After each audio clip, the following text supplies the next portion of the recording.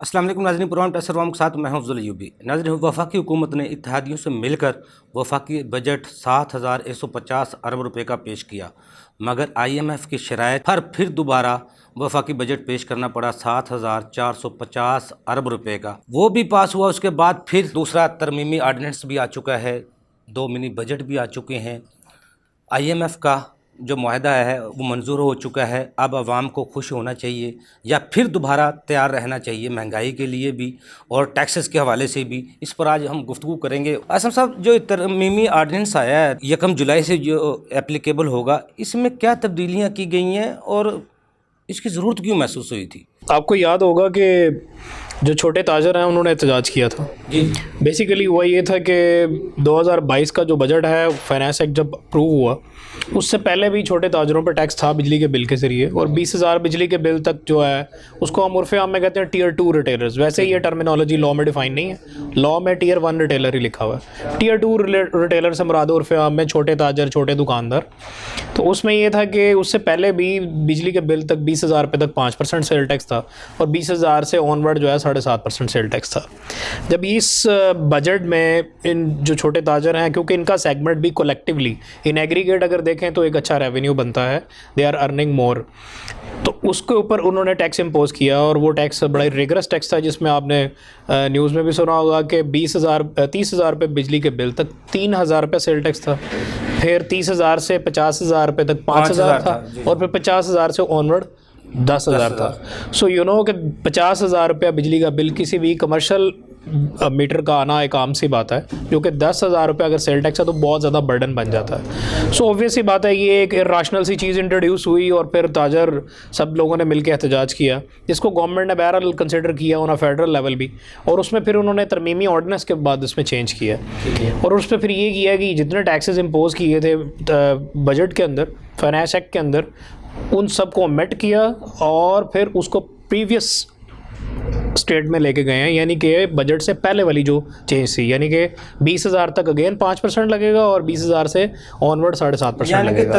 तरमीमी ordnance से पहले भी ये टैक्स था, लेकिन मिनिमम था, ठीक है। इसके बाद अब ये रिड्यूस हुआ है, हुकूमत ने एहतजाज पर वो वापस ले लिया है, लेकिन उसका नज़ला कहीं तो निकलना है ना। वो पहले तो 30-35 अरब का उन्होंने तखमीना लगाया था, फिर वो कह रहे हैं 40,000 इसका जो पूरा करना है दूसरे नए टैक्स लगाने से लगाएंगे, अब लेकर 70,000 का ये तरमीमी ऑर्डिनेंस है। देखिए, अभी फॉर द टाइमिंग उसको आप ये कह लें कि इस तरमीमी ऑर्डिनेंस के ज़रिए उसको पोस्टपोन किया गया है, ठीक है। देखिए, चेंज ऐसी सेल होती है। बहरहाल उन्होंने एक इंप्रेशन दे दिया कि हम फ्यूचर में इसको भी टैक्स करने जा रहे हैं, ठीक है, और माइंड प्रिपेयरिंग करने के लिए टाइम दे दिया, ठीक है, आप माइंड प्रिपेयर कर लें, और इसमें सब्सिक्वेंटली आप देखेंगे नेक्स्ट बजट में जब आप तो ये टैक्स इम्पोज होगा, ठीक है, क्योंकि उस सेगमेंट की रेशो ओवरऑल इकोनॉमी के हिसाब से एक अगर एग्रीगेट करें तो वो भी बहुत ज़्यादा आपके सामने है। ये अकबरी मंडी है, शालमी मार्केट है, ये सारे टीयर 2 रिटेलर्स में फॉल करते हैं, बिकॉज वहाँ तो वो फुटों के हिसाब से दुकानें हैं जिनके, लेकिन वो 8-8 कनाल के पीछे 4-4 कनाल के वो गोदाम है,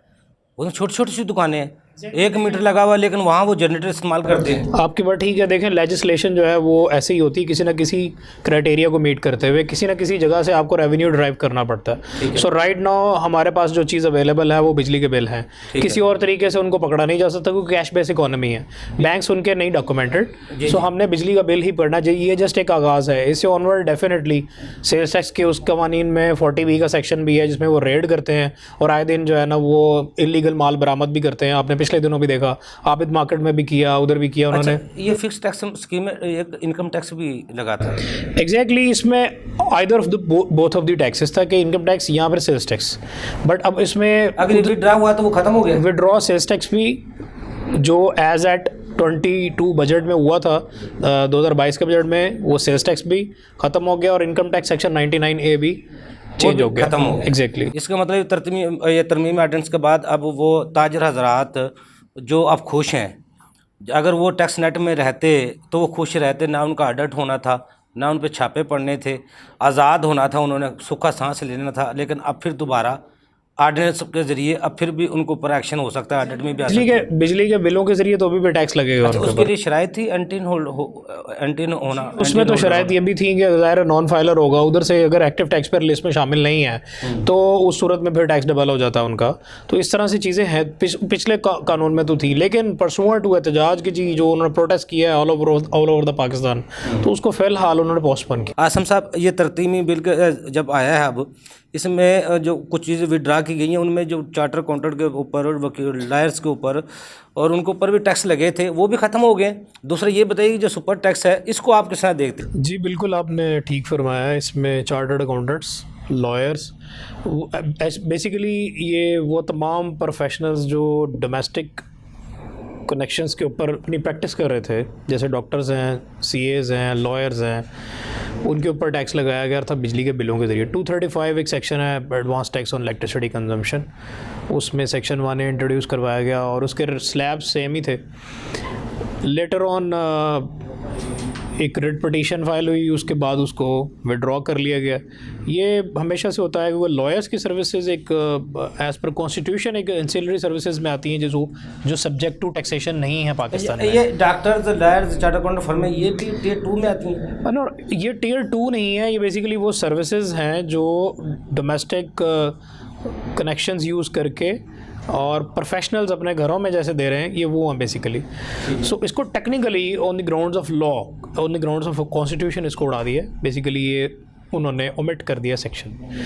उसके बाद जब आपने सुपर टैक्स का क्वेश्चन किया, तो सुपर टैक्स से मैं आपको ये बताता चलूँ कि सुपर टैक्स 2020 तक पहले भी इम्पोज किया गया, जो कि बैंकिंग और नॉन बैंकिंग दोनों कंपनीज़ पे था।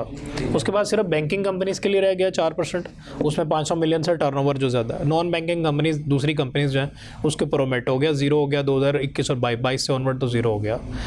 इसके अलावा अब ये बजट 2022 में पहले इसका नाम रखा गया पॉवर्टी एलिवेशन टैक्स, उसके बाद फिर इसको रिप्लेस किया गया tax on income of high earning people, high earning. वैसे पहले बजट कुछ साल पहले भी सुपर टैक्स होता था, लेकिन वो शराफिया के लिए सिर्फ होता था जी। 500 मिलियन से जिनका प्रॉफिट क्रॉस करता था जी, उनके ऊपर था 4% रेट लगता था सुपर टैक्स का। सो इफेक्टिवली अगर आप देखें तो बैंकिंग सेक्टर के ऊपर सबसे ज़्यादा टैक्स था 29, वो 4% सुपर टैक्स, और अब ये हाई अर्निंग पर्सनस के ऊपर 2% एडिशनल लगा दिया।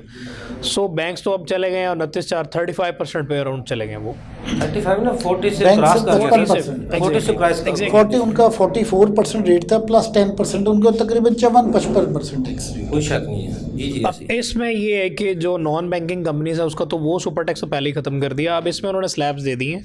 150 मिलियन तक का प्रॉफिट है तो 0% है। जब 150 मिलियन से 250 मिलियन पे आप शिफ्ट करेंगे तो एक तो नॉर्मल जो 29% टैक्स लगना है या हायर ऑफ लगना है 1.25 of turnover, 17% of accounting profit और 29% ऑफ टैक्स टैक्सेबल इनकम, उसमें हायर ऑफ जो चूज़ होगा उसके अलावा एडिशनल टैक्स ये 2% लगेगा। 250 मिलियन से ऊपर जाएंगे तो 2% पे हो जाएगा। कौन कौन से सेक्टर बैकअप पे जाएंगे और कौन से बूम करेंगे? जिस आप बैंकिंग की बता रहे हैं जी जी। नहीं, इसमें इनिशियली तो कुछ सेक्टर्स के नाम आए थे जी, 13 सेक्टर्स इंट्रोड्यूस करवा दिए, बाद में अक्रॉस द बोर्ड सब पे लगाया। जो स्लैब्स इंट्रोड्यूस हुई हैं उसमें स्पेसिफाई नहीं कि अक्रॉस द बोर्ड है सबके लिए, जो भी 250 मिलियन से ऊपर की जिसकी इनकम होगी उसके ऊपर 2% टैक्स एडिशनल लगेगा। ठीक है।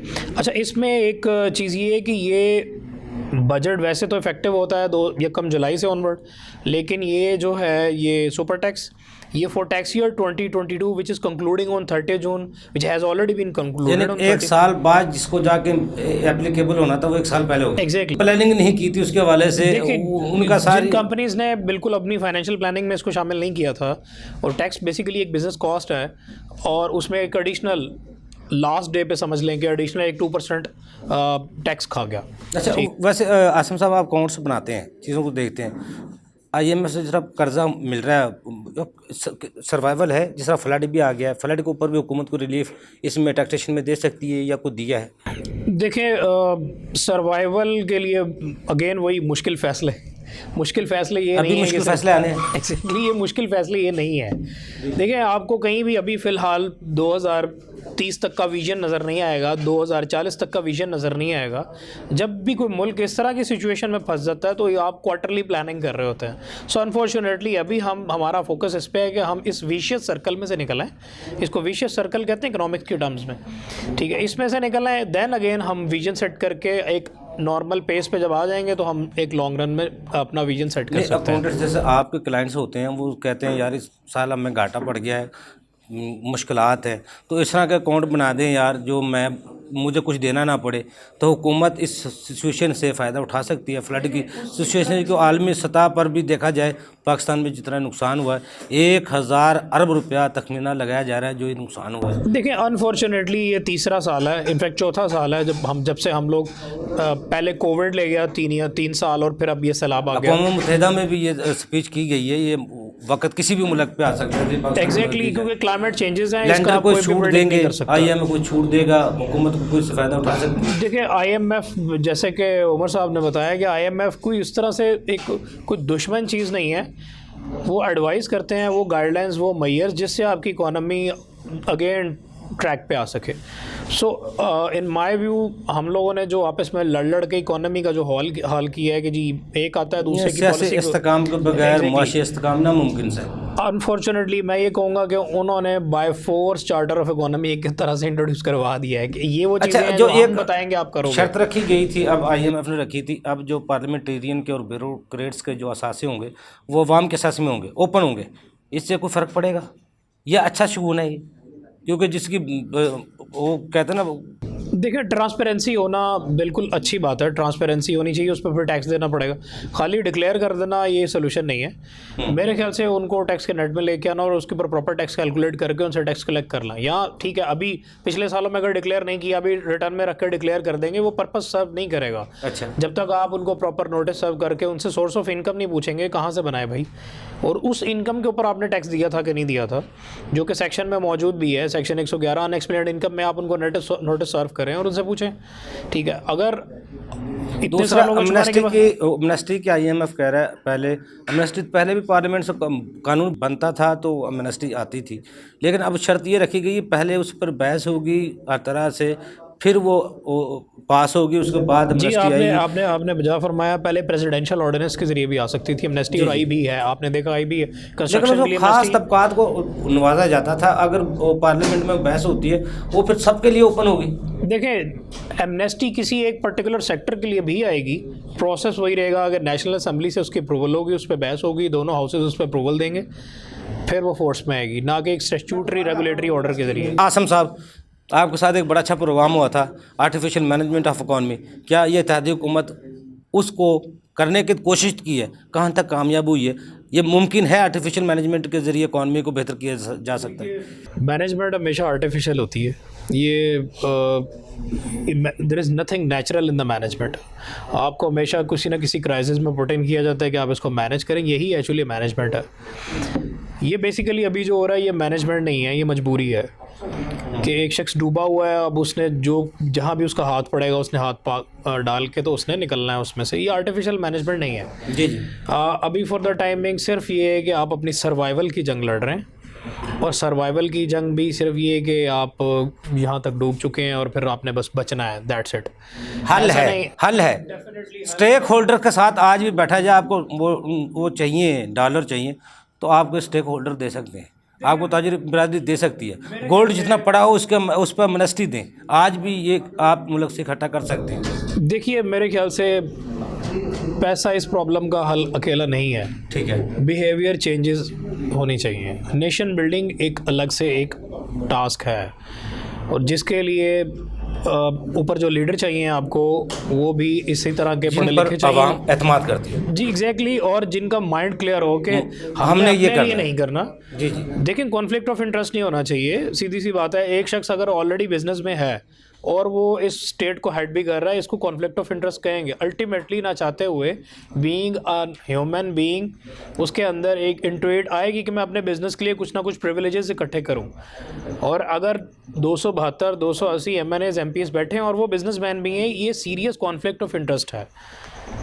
ठीक है, इसमें ये नेशन बिल्डिंग ये नहीं है, बिकॉज ऑब्वियसली वो तो अपना इंटरेस्ट देखेंगे। सो इसलिए ज़रूरी है कि नेशन बिल्डिंग में के बिहेवियर्स को चेंज किया जाए और उनकी इंटेग्रिटी को मोड़ा जाए मुल्क की तरफ। रवैयों को चेंज करने रवैयों को चेंज करना बहुत ज़रूरी है, खाली पैसा प्रॉब्लम हल नहीं कर सकता। सही कह रहे हैं आसिम और साहब इसके लिए तालीम की बहुत ज़रूरत है, खाली टेक्निकल एजुकेशन नहीं।